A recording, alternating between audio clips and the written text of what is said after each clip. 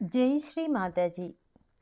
సహజ యోగ ప్రధాత్రి పరమ పూజ్య శ్రీ మాతాజీ నిర్మలాదేవి గారు తెలియచేసిన మరొక సందేశాన్ని మనం తెలుసుకుందాము.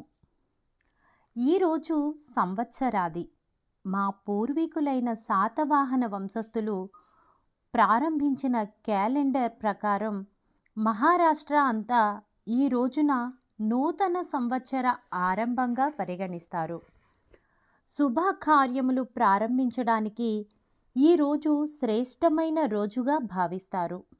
అందుచేత మహామాయ పూజను జరిపించాలని నేను నిర్ణయించాను. ఇంతకు ముందెన్నడూ నేను మహామాయను గురించి చెప్పి ఉండలేదు. ఎందుచేతనంటే మహామాయ గురించి మాట్లాడకూడదని, చెప్పకూడదని, అదొక రహస్యమైనదని అనుకుంటూ ఉండేవారు. కానీ సహజ యోగానికి మూలము మహామాయే అని నేను అంటాను.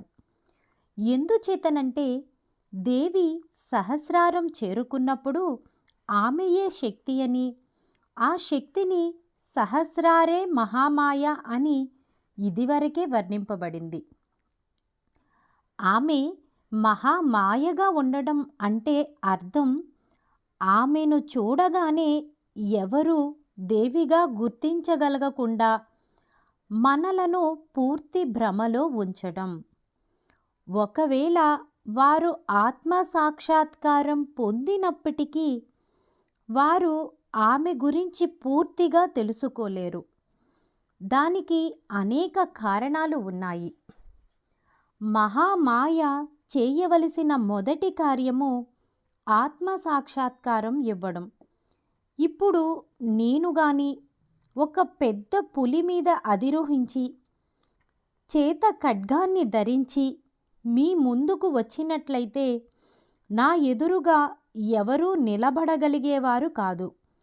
అలా వచ్చి ఉంటే నన్ను చూసి మీరందరూ దూరంగా పరిగెత్తి పారిపోయి ఉండేవారు. ఆ విధంగా దేవి మరి ఏ ఇతర అవతారంలో లేక రూపంలో వచ్చినా ఆమె నిర్వర్తించవలసిన కార్యాన్ని నిర్వర్తించలేకపోయేది. అలా కాకుండా దేవి అంటే శ్రీ మాతాజీ గారు మేరీ మాతగానో లేక సీతాదేవిగానో లేక ఫాతిమాగానో వచ్చి ఉన్నట్లయితే వారి కార్యాన్ని పూర్తిగా నిర్వర్తించకుండానే వారు వారి జీవితాల్ని చాలా తక్కువ కాలంలోనే ముగించుకుని నిష్క్రమించినట్లుగా నేను కూడా నిష్క్రమించవలసి వచ్చేది. వారు ఏ కార్యాన్ని నిర్వర్తించలేకపోయారు. ఈ కార్యము అంటే ఇతరులకు ఆత్మ సాక్షాత్కారము ఇవ్వడము అనే కష్టతరమైన కార్యము చాలా సంక్లిష్టమైనది. ఆత్మ సాక్షాత్కారం ఇవ్వడం అనే ఈ కార్యము ఎలా జరగాలంటే అది ఎవరో కొందరు గొప్ప వ్యక్తుల చేత మాత్రమే జరగాలనో లేక కేవలం భయం చేత పొందాలనో వారు భావించకూడని రీతిలో ఉండాలి. అందుచేత దేవి మహామాయ రూపంలో రావలసి వచ్చింది. అలా అయితేనే ప్రజలు ఆమె సమీపానికి చేరగలరు. మహామాయ రూపం వలన మరొక గొప్ప ప్రయోజనం ఉంది. ఒక సర్వసాధారణమైన వ్యక్తి, అది కూడా కేవలం ఒక గృహిణి ఆత్మ సాక్షాత్కారం ఇవ్వడం చూసి ప్రజలు సంభ్రమాశ్చర్యాలు చెందుతారు. అంతేకాదు ఆమెయే చేయగలిగినప్పుడు మనమెందుకు చేయలేము, ఆమె కేవలం ఒక సాధారణ స్త్రీయే కదా అని అనుకుంటారు. దానితో వారిలో ఆత్మవిశ్వాసం కలుగుతుంది. ఒక తల్లిగా ఆమె ప్రేమతోనూ వాత్సల్యంతోనూ అన్నింటికన్నా ముఖ్యంగా ఎంతో సహనంతోనూ ఈ కార్యాన్ని నిర్వహిస్తుంది. ఇంతకు ముందు వచ్చిన అవతారమూర్తులలో ఎవరూ కూడా ఇంత సహనము ఓర్పు కలిగి ఉండలేదు. కారణం ఏదైనా కానీ వారు వారి అవతారాలను ఏదో ఒక కారణంతో చాలా తక్కువ సమయంలోనే చాలించారు. కానీ నేను మాత్రం ఉండి తీరాలి. అదెంతకాలమో తెలియదు కానీ ఈ ఆత్మ సాక్షాత్కార కార్యం ఒక నిర్దిష్ట స్థితిని చేరే వరకు నేను ఉండాలి. ఇక మూడవ విషయం ఏమిటంటే, మీరు నా శరీరంలోని కణములతో అనుసంధానమై ఒకటిగా ఉండాలి. కానీ ఇది మరింత కష్టతరమైన పని. ఎందుచేతనంటే మీలో ఏ ఒక్కరైనా మూర్ఖంగా, తెలివిహీనులుగా, చీటికి మాటికి గొడవలు పెట్టుకునే వారిలాగా ప్రవర్తించడం, అలాంటి ఏ చిన్న చిన్న చేష్టలైనా సరే అవి నన్ను బాధిస్తాయి. అయినా నేనెప్పుడూ మీ గురించే ఆలోచిస్తూ ఉంటాను. అయితే ఎక్కడో ఏదో పొరపాటు జరిగినట్లుగా నాకు అనిపిస్తూ ఉంటుంది. ఎవరో ఎవరికో హాని కలిగిస్తున్నారని, లేక సహజయోగులను ఎవరో హింసిస్తున్నారని, లేక ఎవరో కొంతమంది అనారోగ్యంతో బాధపడుతున్నారని నాకు తెలుస్తుంది. అలాంటి సందర్భాలలో నేను ఎంతో లోతుగా, తీవ్రంగా వారిని ఆదుకోవడానికి పనిచేస్తుంటాను. ఆస్ట్రేలియాలో ఒకరు విపరీతమైన తలపోటుతో బాధపడుతున్నట్లుగా ఈరోజే నాకు చెప్పారు. నేను వెంటనే బంధని ఇచ్చాను. ఆమె నా శరీరంలోని ఒక భాగమై ఉండి, ఆమెకు నా మీద ఏమాత్రం విశ్వాసం ఉన్నా ఈ పాటికి ఆమె సమస్య నయమై ఉండాలి. అలా ఎక్కడైనా ఎవరైనా ఆపదలో ఉన్నప్పుడు వెంటనే నాకు తెలియపరిచినప్పుడు ఆ వ్యక్తి రక్షింపబడతాడు. దానిని వారు ఒక మిరాకిల్గా చెప్పుకుంటారు. కానీ అదేమీ మిరాకిల్ కాదు. అది కూడా శ్రీ మహామాయ యొక్క ఆశీర్వాదమే. మీరు నాలో ఎలా అంతర్భాగంగా ఉన్నారో మీరు చూడలేరు. మీ ప్రతిబింబాన్ని మీరు నాలో చూడలేరు. అదే మహామాయ. మీరు నయం చేయబడడానికి కారణమైన రహస్యం అదే. మీకు కలిగిన ఆ నొప్పిని నేను అనుభవిస్తున్నాను కాబట్టి, మరియు నయం చేయగల శక్తి నాకు ఉన్నది కాబట్టి మీరు ఆ నొప్పి నుండి ఉపశమనం పొందుతారు. ఇది ఎలా జరిగిందో మీకు తెలియదు.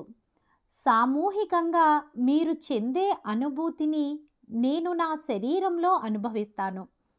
ఉదాహరణకు, సామూహికతలో ఎడమ విశుద్ధి సమస్య వస్తే ఆ బాధను నేను కూడా అనుభవిస్తాను. అలాగే మీకు సామూహిక కుడి విశుద్ధి సమస్య వస్తే అది నాకు కూడా వస్తుంది. అలాగే సామూహికతలో ఏ చక్రానికి ఏ సమస్య వచ్చినా నేను కూడా దానికి గురవుతాను. నేను దానిని నయం చేయాలి, లేకపోతే అది నన్ను బాధిస్తుంది. కాబట్టి నేను మీ యొక్క ఆ సమస్యను నయం చేయవలసిందే, తప్పనిసరిగా సరిదిద్దవలసిందే. అలా జరుగుతున్నప్పుడు, శ్రీ మాతాజీ, అనవసరంగా మిమ్మల్ని మేము బాధ పెడుతున్నాము అని మీరు అనుకోవచ్చు. కానీ అదలా కాదు. అది నేను చేయవలసిన పని. ఎందుచేతనంటే మీరు నాలోని అంతర్భాగం, అంతేకాని నేను మీలోని భాగం కాదు. అందుచేత నన్ను ఏదో ఇబ్బంది పెడుతున్నట్లుగా మీరేమీ బాధపడనవసరం లేదు. అది నా బాధ్యత. ఆ కార్యం నేనే నిర్వర్తించవలసిన బాధ్యత నాపై ఉంది కాబట్టి దానిని నేను నిర్వహించాలి. అందుచేత దీనిలో మీరు దాని గురించి బాధపడవలసినదేమీ లేదు. అయితే ఇప్పుడు దాని ప్రయోజనం ఏమిటి? నేను ఇంతకు ముందు చెప్పినట్లుగా మీ చెంతకు రాగలిగాను. అంటే మీలో భయాందోళనలు కలగవలసిన అవసరం లేదు. అంతేకాదు, నేను మానవ మాతృరాలిని కాదని కూడా మీరు భావించనవసరం లేదు. నేను సరిగ్గా మనిషి స్పందించే రీతిలోనే ప్రవర్తిస్తాను. నా శక్తులన్నీ నా లోపలే దాచుకుని మీకు సరిగ్గా మానవ మాతృరాలిగానే కనపడతాను. మీరు ఆత్మ సాక్షాత్కారం పొందినవారు కాకపోతే మీకు అది అర్థం కాదు. మీరు వేరే ఏమి చేసినా మీకు అది అర్థం కాదు. గత జన్మలో మీరు ఆత్మ సాక్షాత్కారం పొంది అయినా ఉండాలి, లేక నన్ను గుర్తించగలిగేటంతటి గొప్ప పుణ్యమైనా మీరు చేసి ఉండాలి. అలాగా గుర్తుపట్టగలిగిన వారు కొందరున్నారు. కానీ మీకు మరింత చేరువుగా ఉండడానికి వీలుగా నేను సంపూర్ణమైన మానవ రూపంలో రావలసి వచ్చింది.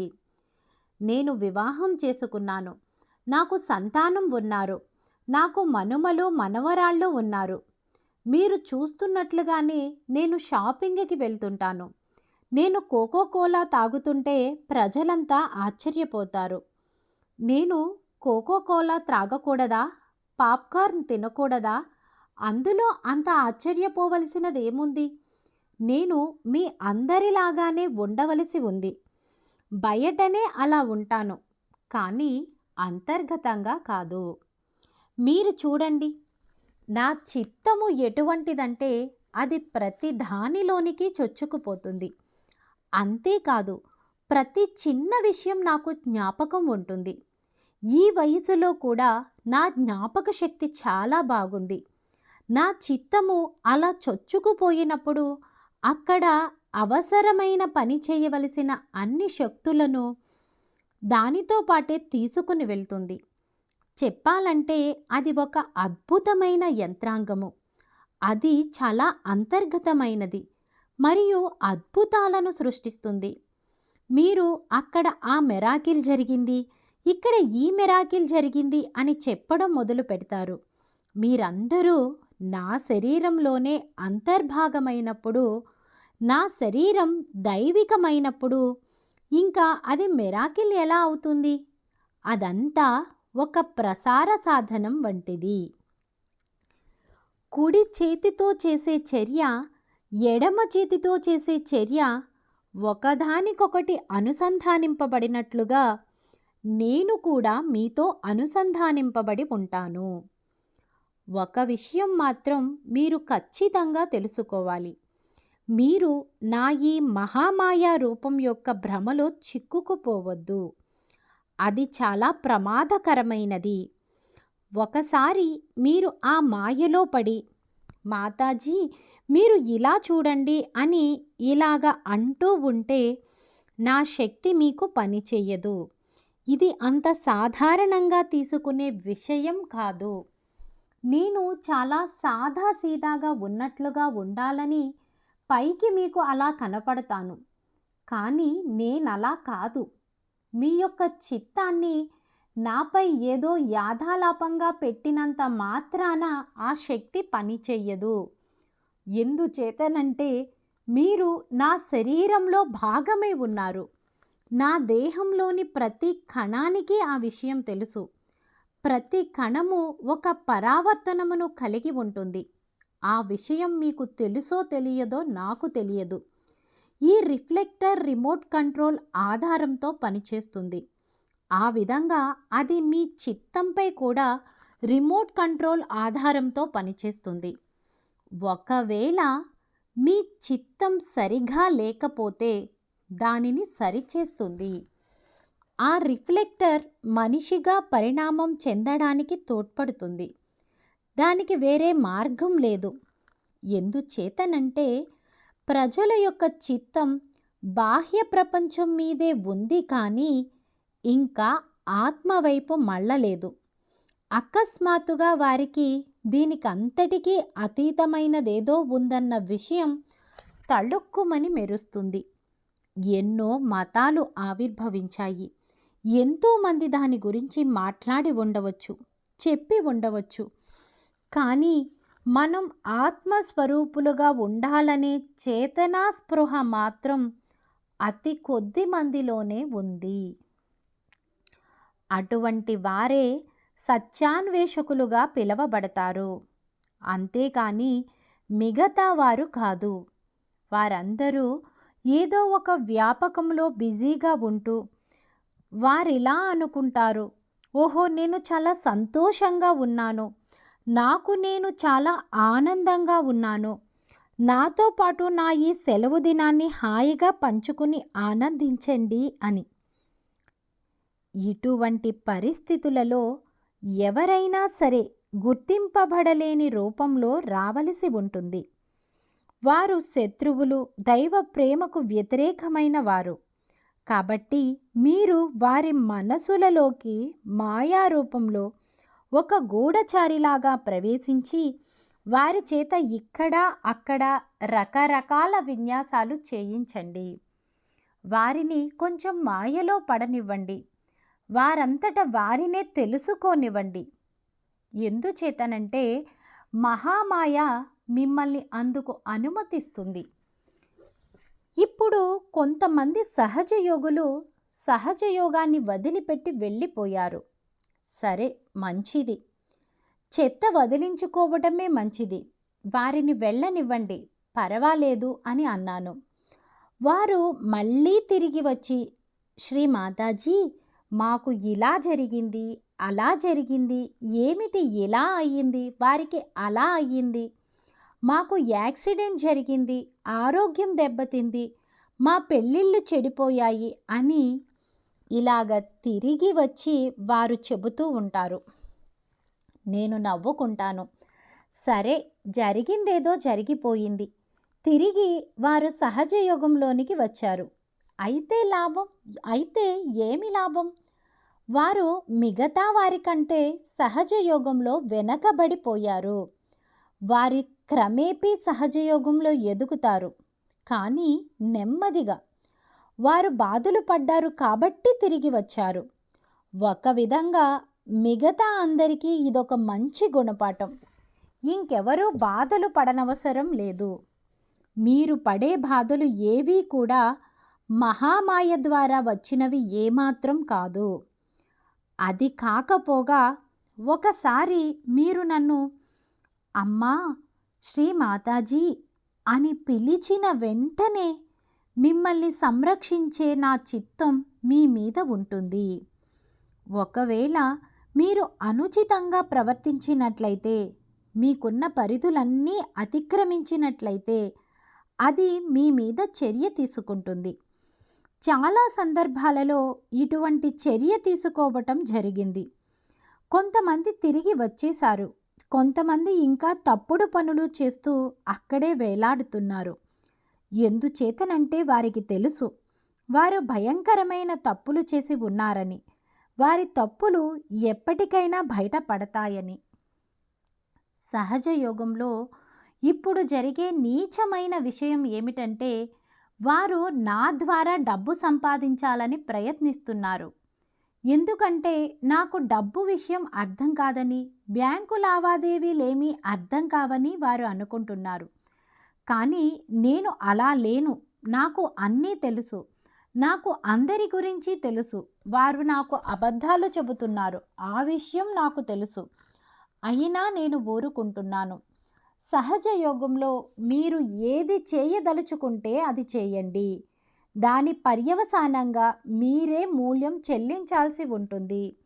మహామాయా రూపం ఎంతటి గొప్పది అంటే నేను ప్రత్యక్షంగా ఏమీ చెప్పనవసరం లేదు. అది అలా ఎలా జరిగిందో కూడా మీకు తెలియదు. అప్పుడు వారు నా దగ్గరకు పరిగెత్తుకుంటూ వచ్చి, శ్రీ మాతాజీ, నాకు ఇలా జరిగింది అని చెప్తారు. నేను ప్రత్యక్షంగా కానీ పరోక్షంగా కానీ చేసింది ఏమీ లేదు. కానీ ఎప్పుడైతే మీరు శ్రీ మాతాజీ సంరక్షణ నుండి బయటకు వెళ్ళిపోతారో అప్పుడు దుష్ట శక్తులు మీ చుట్టుముడతాయి. వాటిని కూడా మీరు చూడలేరు. ఎందుచేతనంటే మీరు కళ్ళుండి కూడా చూడలేని గుడ్డివారు. మీరు శ్రీ మాతాజీని చూడలేరు, మరియు ఇటువంటి ప్రతికూల శక్తులను కూడా చూడలేరు. అప్పుడు మీరు అటువంటి ప్రతికూల శక్తులు మాట్లాడే మాటలకు, ప్రబోధాలకు వారి వలలో చిక్కుకుంటారు. వికృతమైన సంస్కృతి బారిన పడతారు. సహజ యోగంలో నుంచి బయటకు వెళ్ళిపోయిన వ్యక్తి ఒకడున్నాడు. అతను ఇప్పుడు పూర్తిగా త్రాగుడు మైకంలో పడి అన్ని రకాల పనులు చేస్తున్నాడు. అటువంటి వ్యక్తులు వారు చేసే చేష్టల వలన కనుమరుగైపోతారు.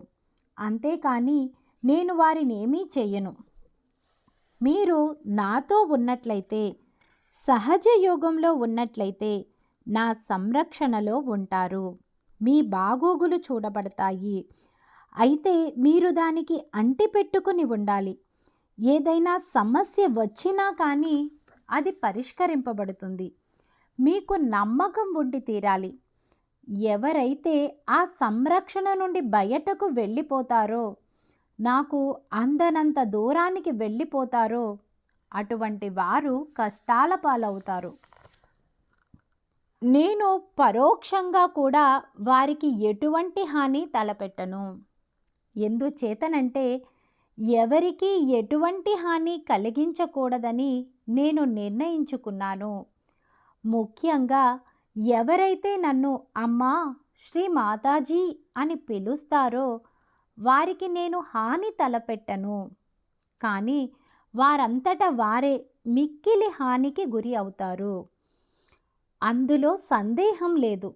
ఆ విధంగా జరిగినట్లయితే దానిని అలాగే స్వీకరించండి. మంచిది, పర్వాలేదు. శ్రీ మాతాజీ అందరినీ క్షమిస్తారు. జరిగిందేదో జరిగిపోయింది. ఇది నాకు ఒక గుణపాఠం. ఎక్కడో నా వలన పొరపాటు జరిగింది. ఇప్పుడు మళ్ళీ నేను యథాస్థితికి చేరుకున్నాను అని అనుకోండి. అప్పుడు మీరు ఒక్కొక్కసారి చాలామంది సహజయోగుల కంటే మిన్నగా మారతారు. ఇటువంటి సంఘటనలు జరగడం ప్రతి దేశంలోనూ సర్వసాధారణమైన విషయమే. ఈ విధమైన సంస్కృతి అంతా చాలా విరుద్ధమైనది అని నేను భావిస్తాను. ఇది ఎంత విరుద్ధమైన సంస్కృతి అంటే దానికి చెల్లించిన మూల్యం అంతా కూడా వికారమైనది. అదంతా పాపభూయిష్టమైనది. ఇటువంటి విరుద్ధమైన సాంప్రదాయం ఆధ్యాత్మిక ఎదుగుదలకు వ్యతిరేకంగా పోతుంది. ఒకవైపున మీరు ఆధ్యాత్మికంగా ఉంటూ మరోవైపు ఇలాంటి వికృతమైన సంస్కృతిని అనుసరిస్తుంటే అది మిమ్మల్ని నరకానికి తీసుకుని వెళ్తుంది. అదెలా ఉంటుందంటే, ఒకసారి బాబా మామ అంటే శ్రీ మాతాజీ సోదరుడు ఆసక్తికరమైన ఒక కథ చెప్పారు. కొంతమంది చాలా పుణ్యకార్యాలు చేసుకున్నారు. వారు మరణించిన తరువాత వారిని స్వర్గానికి తీసుకుని వెళ్ళారు. వారు అక్కడ ధ్యానంలో కూర్చుని ఎంతో ఆనందిస్తున్న వారిని చూశారు. ఇది ఏమిటి? సహజ యోగంలో ఇప్పటికే చాలా ధ్యానం చేశాము. మళ్ళీ ఇక్కడికి వచ్చి ధ్యానం చేయడం ఏమిటి? ఇంకా ఏమైనా దీనికంటే ప్రత్యేకమైనది నరకంలో ఉందేమో, అక్కడికి తీసుకువెళ్ళండి అని చెప్పారు. అక్కడి నుండి వారు నరకానికి తీసుకుని వెళ్ళబడ్డారు. అక్కడ అంతా నగ్నంగా ఉన్న స్త్రీల పురుషుల నృత్యాలు, అరుపుల లాంటి అసభ్యకరమైన అసహ్యకరమైన వికృతమైనవన్నీ జరుగుతున్నాయి. అలా ఆనందిస్తున్న వారు వీరిని చూసి, మీరు ఇక్కడికెందుకు వచ్చారు అని అడిగారు. ఈ పుణ్యాత్ములు మేము నరకం చూసిపోదామని వచ్చాము అని అన్నారు. అలాగా? అయితే అక్కడ ఆ గోడకు రంధ్రాలు ఉన్నాయి, వాటిలో నుంచి తొంగి చూడండి అని అన్నారు. అక్కడున్న పెద్ద పెద్ద రంధ్రాలలో ఒకదాని నుండి వారు తొంగి చూస్తే అక్కడ కొంతమంది మలమూత్రాల వంటి అసహ్యకరమైన వాటిలో పడవేయబడినవారు. అలాగే ఇంకొక దానిలో నుండి చూస్తే సలసల మరిగే నూనెలో పడవేయబడిన వారిని వారు చూశారు. మరికొంతమందిని కొరడాలతో కొడుతున్నారు. మరికొంతమందిని విషపూరితమైన తేళ్ళు పాములు మధ్యలో పడేశారు. ఏమిటి ఇదంతా అని వారు అడిగారు. మీరు చూస్తానన్న నరకం ఇదే, మీరు వెళ్ళాలనుకుంటే వెళ్ళవచ్చు అని అన్నారు. అయితే మీరు ఇక్కడ ఇవన్నీ చేస్తున్నారేమిటి అని అడిగారు. వారు దానికి సమాధానంగా, ఇది నరకానికి రావడానికి ఆకర్షించే పబ్లిసిటీ విభాగం అని అన్నారు. అంతే. వారు పరిగెట్టుకుంటూ తిరిగి స్వర్గానికి వెళ్ళి క్షమించమని అడిగి, మాకు ఈ నరకం వద్దు, ఈ నరకం వద్దు, పడ్డ కష్టాలు చాలు అని అన్నారు. ఆ విధంగా మీరు తెలుసుకోవలసినది ఏమిటంటే, ఈ ప్రపంచమంతా తప్పుదోవ పట్టించే ముసుగు లాంటిది. ఇదంతా కూడా మహామాయకు వ్యతిరేకమైనదే. ఇది భగవంతుడు సృష్టించిన మాయ అని వారు చెబుతూ ఉంటారు. కానీ కాదు. నిజానికి ఈ ప్రపంచము, విశ్వమంతా భగవంతుని చేత సృష్టించబడిన మాయ. కానీ ఈ భ్రాంతితో కూడిన జీవితాన్ని మనిషే సృష్టించుకున్నాడు. మనుష్యులు వారి మేధావితనంతోనూ మరియు మానసిక శక్తులను ఉపయోగించి వాటి ద్వారా ఈ భ్రాంతితో కూడిన జీవితాన్ని వారు సృష్టించుకున్నారు. ఎందుకంటే డబ్బే వారికి సర్వస్వం. డబ్బే ప్రధానం అనుకున్నప్పుడు కింద మీద పడైనా డబ్బు సంపాదించుకుని మనం ఏదైనా చేయవచ్చని వారు అనుకుంటారు. ప్రతిరోజు మనం వార్తాపత్రికల్లో చదువుతున్నాము. డబ్బు కోసం వారు ఎలా గడ్డి తింటున్నారో మనం ఘోరమైన వార్తలు చదువుతున్నాము. అటువంటి వారు డబ్బు కోసం భార్యా పిల్లలను కూడా అమ్ముకుంటున్నారు. ఎలాగైతేనే డబ్బు సంపాదించాలి అని అనుకుంటారు. డబ్బు సంపాదించడానికి ఏ మార్గమైనా పర్వాలేదని అనుకుంటారు. మానవులు కనుగొన్న మాయలలో ఈ డబ్బు మాయ ఒకటి. ధనార్జన, ఆస్తులు కూడగట్టుకోవడం, వస్తు సంపాదన అన్నీ కూడా ఈ మాయలోకే వస్తాయి. ఇలాగా మనిషి సృష్టించుకున్న సంపద అంతా మనిషిని దిగజారుస్తుంది. మనిషి ఎంతవరకు దిగజారుతాడంటే వాటి కోసం ఎన్నో రకాలైన పాపకార్యాలు చేస్తాడు. వారికి డబ్బు, వస్తు సంపాదన బాగుంటే అన్నీ బాగున్నట్లే. ఉదాహరణకు నాడు అమెరికా మరియు స్పెయిన్ దేశాలకు వెళ్ళిన వారు అక్కడ ఎంతోమంది స్థానిక ఆదిమవాసులను చంపేశారు. అలాగే ఇంగ్లాండ్ దేశస్థుల లాంటి ఎంతోమంది మనుషులు అమెరికాకు వెళ్ళారు.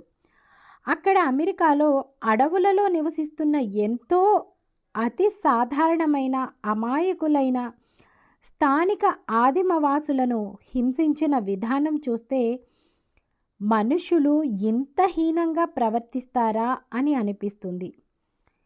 ఇటువంటి హీనమైన, నికృష్టమైన పనులను వారెలా చేయగలరు?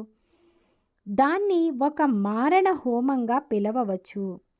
వారు చేసింది చాలా ఘోరమైన అకృత్యం. అలాగే జర్మనీ దేశస్థులు కూడా ఆ రోజుల్లో కూడా అన్ని రకాల అకృత్యాలు చేశారు.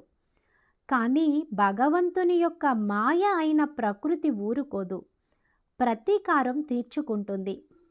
ఇలాగా అనేక చిన్న చిన్న దేశాలలోని స్థానిక ఆదిమ జాతి వారిని నానా హింసలు పెట్టి అక్కడ భూములన్నీ ఆక్రమించుకున్నారు.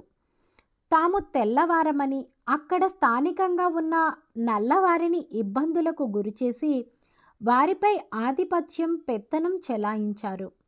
వారి భూములను లాక్కుని ఆ పంటను ఎక్కువ లాభాలకు వేరే దేశాల వారికి అమ్ముకుంటూ డబ్బు సంపాదించారు.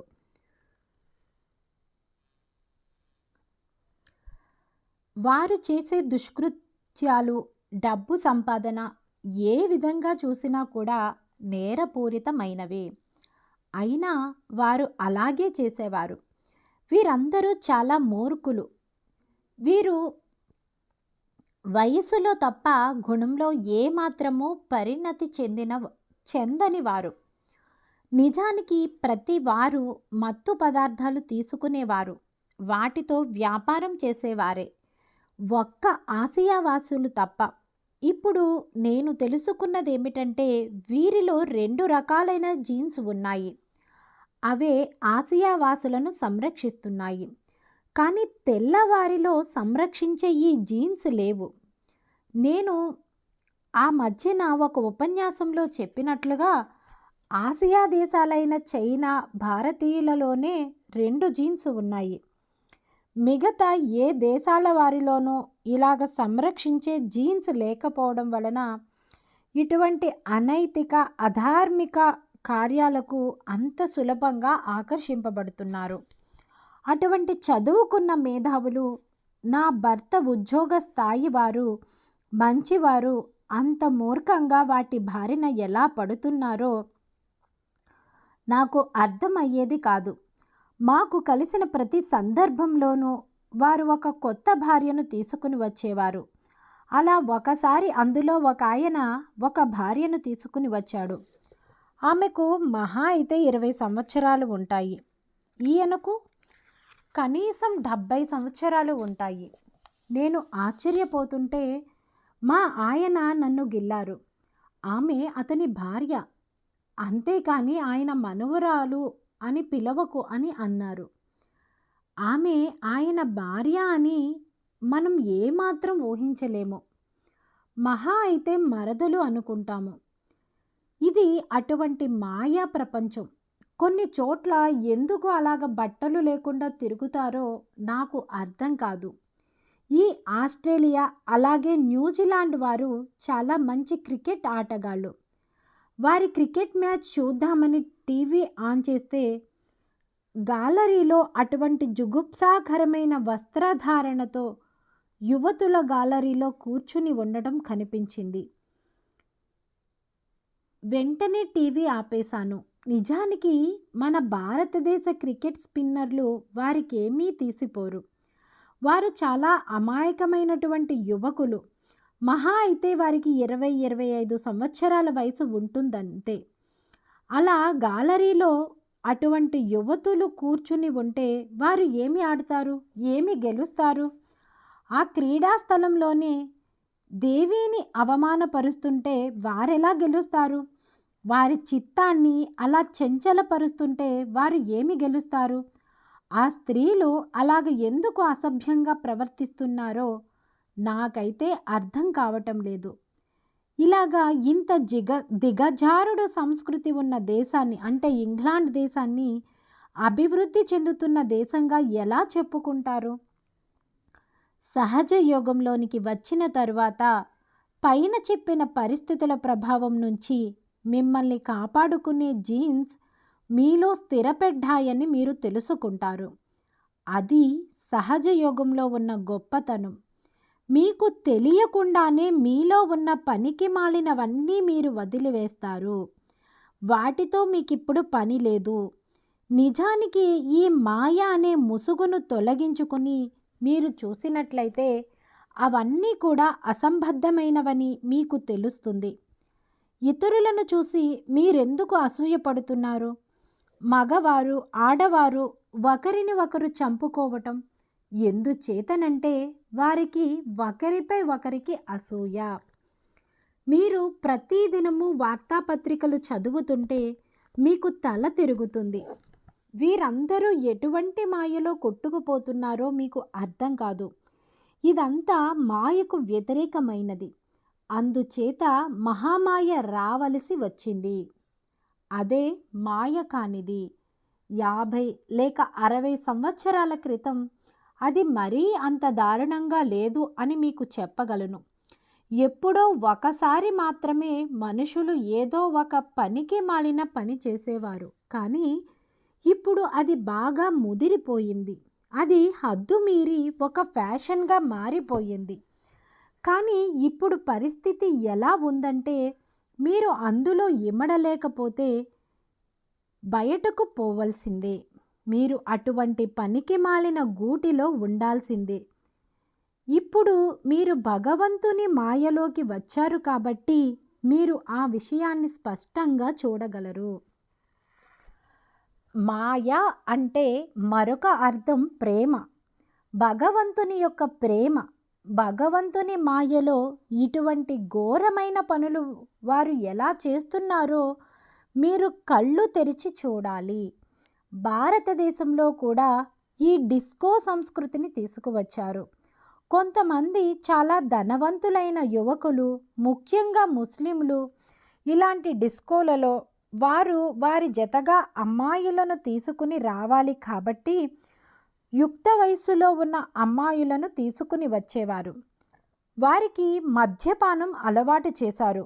వారు ఆ మైకంలో పడి గతి తప్పారు. ఆ ఆడపిల్లలు ఇంటికి తిరిగి వెళ్ళలేక వేశ్యాగృహాలకు చేరేవారు. ఆఖరికి వారి గతేమయ్యేదో నాకైతే తెలీదు. ఇలాంటి ఆకర్షణీయంగా కనపడే వాటి మోజులో పడి వాటిలో కొట్టుకుపోతారు. ఇలాగా దైవ వ్యతిరేకమైన మాయ ఉంటుంది. దానిని సరిచేయడానికి, అటువంటి సమస్యల పరిష్కారానికి మహామాయ యొక్క అవసరం ఉంది. మీరు ఎటువంటి పరిస్థితులలో ఉన్నా సరే భగవంతుని యొక్క పరిపూర్ణమైన సహాయ సహకారం కేవలం మీ మీదే ఆధారపడి ఉంటుంది. మీరెక్కడ ఉన్నారు, ఎంతమంది ఉన్నారనేది ముఖ్యం కాదు. ఆధ్యాత్మికంగా ఎంత ఉన్నతిలో ఉన్నారు, మీరు దానిని ఎలా సాధించదలుచుకున్నారు, దాని మీద మీ చిత్తాన్ని ఎలా లగ్నం చేయదలుచుకున్నారు, ఇది చాలా ముఖ్యమైన విషయం. ఎందుచేతనంటే మీరు మీ యొక్క బాధ్యతను తెలుసుకోవాలి. ఈ ప్రపంచం అంతా మునిగిపోతుంది. పాశ్చాత్య దేశాలలో పరిస్థితి చూస్తుంటే నాకు ఏమనిపిస్తుందంటే కనీసం 80% ప్రజలు అంతమైపోతారు. 10% మంది అటు ఇటు కాకుండా మధ్యస్థంగా వేలాడుతూ ఉంటారు. మిగతా 10% సహజ యోగులు. బహుశా భారతదేశంలో అలా ఉండకపోవచ్చు. నేను చెప్పలేను. సహజ యోగం విషయంలో భారతదేశం ముందంజలో ఉంది. అలాగే రష్యా మరియు తూర్పు దేశాల వారు కూడా త్వరగానే సహజ యోగంలోనికి వచ్చేశారు. నన్ను అంత సులభంగా వారు ఎలా గుర్తించారో నాకు అర్థం కావటం లేదు. శ్రీ మాతాజీ, మీ యొక్క ముఖ వర్చస్సు చూసి మేము సహజ యోగంలోనికి వచ్చాము అని అంటారు. అలా వారికి ఎందుకు అనిపిస్తుందో నాకు తెలీదు. అలాగే మరొక మాయ ఉంది. అదే అధికారం మరియు ధనంతో వచ్చిన దర్పం. ఈ రెండూ కాకపోతే భూమి ఆక్రమణలపై ఆధిపత్యానికి పోరు. గతంలోని వారికి ఇదొక రకమైన పిచ్చి ఉండేది. కానీ ఇప్పుడు వారికి చెందని భూమి కోసం వారు కోట్లాడుతున్నారు. ఎప్పటికీ శాశ్వతంగా అక్కడే ఉండే ఆ భూమి కోసం వారు గొడవలు పడుతున్నారు. అలాగే మతం పేరు మీద ఈ ప్రాంతం ఆ ప్రాంతం అని వారు కొట్టుకుంటున్నారు. మత మార్పిడుల కోసం లేక వారి మతాలలో ఎక్కువ మందిని చేర్పించడం కోసం కూడా ఈ కోట్లాటలు. అసలు మతం అంటే వారి ఉద్దేశ్యం ఏమిటో నాకు అర్థం కావటం లేదు. మతం దానికోసమే ఉందా? ఒకసారి ఆలోచించండి. అసలు మతం అనేది ఎందుకు ఉంది అనే విషయం ఎవరు ఆలోచించడం లేదు. మళ్ళీ మహామాయే దీనిని సరిచేయాలి. మహామాయ ఎలా చేస్తుందంటే ఆమె అన్ని మతాలను ఏకీకృతం చేస్తుంది. ఆమెకు మతాలన్నీ ఒకటే అని, అవన్నీ ఒకే ధర్మాన్ని కలిగి ఉన్నాయని, ఒకే ఆధ్యాత్మిక వృక్షం యొక్క శాఖలే అని ఆమె తెలియచేస్తుంది.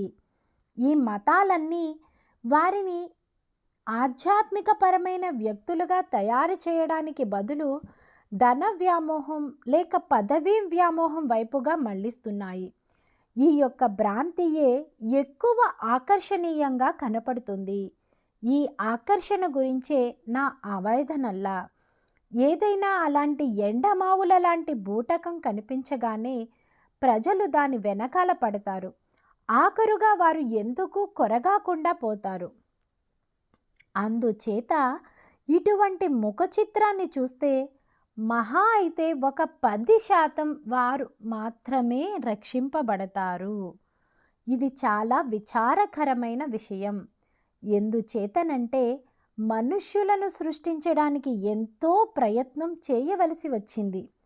వారిని జ్ఞానవంతమైన ఈ స్థితికి తీసుకురావడానికి ఎంతో ప్రయత్నము శ్రమ పడవలసి వచ్చింది.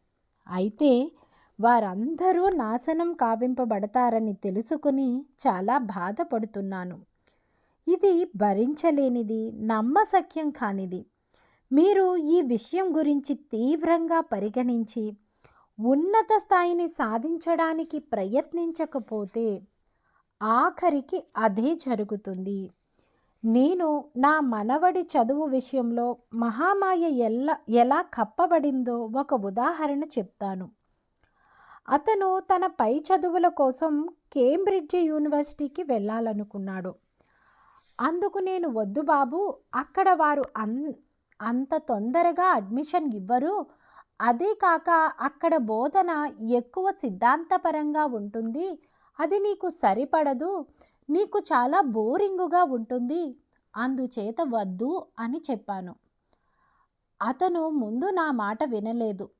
సరే అయితే ఇది కాక అమెరికాలోని పేరున్న యూనివర్సిటీలో అడ్మిషన్ వస్తే వెళతాను అన్నాడు. కానీ దానికోసం ఏమీ ప్రయత్నం చేయలేదు. ఆఖరి నిమిషంలో మేము దరఖాస్తు పంపిస్తే దానిని వారికి పంపాడు. ఆఖరి నిమిషంలో అప్పుడు వారేమన్నారంటే, నువ్వు ఇప్పుడు రావటానికి వీలు పడదు, నువ్వు ఆ పరీక్ష పాస్ అవ్వాలి, అంటే శాట్ ఎగ్జామ్ పాస్ అవ్వాలి, ఇలాగా అలాగా అని చెప్పారు. దానితో అతను కొంచెం భయపడ్డాడు. ఓ భగవంతుడా, నేను అమెరికా వెళ్ళి చదవటం అనే విషయం అదేదో చాలా సులభమైన విషయం అనుకున్నాను. కానీ అలా కాదు. డబ్బు ఖర్చు పెట్టినా అదంత సులభం కాదు. కేంబ్రిడ్జ్ యూనివర్సిటీనే కాదు, ఇంకా మంచివి చాలా ఉన్నాయి. కానీ అందులో అడ్మిషన్ రావడం కూడా అంత సులభం కాదు అని తెలుసుకున్నాడు.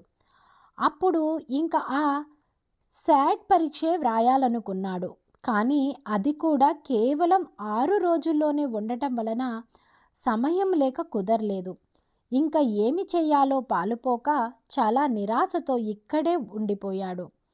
అయితే ఒకరోజు నాకు టెలిఫోన్ చేసి, ఏదైనా మంచి యూనివర్సిటీలో వస్తేనే నేను అమెరికా వెళ్తాను, అంతేకాని చౌకబారు యూనివర్సిటీలలో కాదు. వాటికంటే మన దగ్గరే మంచి యూనివర్సిటీలు ఇండియాలోనే ఉన్నాయి అన్నాడు. అయితే సరే అని, పాపం తాను విదేశాలకు వెళ్ళి చదువుకోవాలనుకుంటున్నాడు కాబట్టి నేను బంధని ఇచ్చాను. అంతే. ఊహించగలరా? అదెంతో అద్భుతాన్ని సృష్టించింది. ఎటువంటి కండిషన్స్ లేకుండా అడ్మిషన్ ఇస్తున్నట్లుగా యూనివర్సిటీ వారి నుంచి ఉత్తరం వచ్చింది. ఎవరూ ఏమీ చేయలేదు, ఎవరూ ఏమీ వ్రాయలేదు. ఏమి జరిగిందో ఎవరికీ ఏమీ తెలియదు.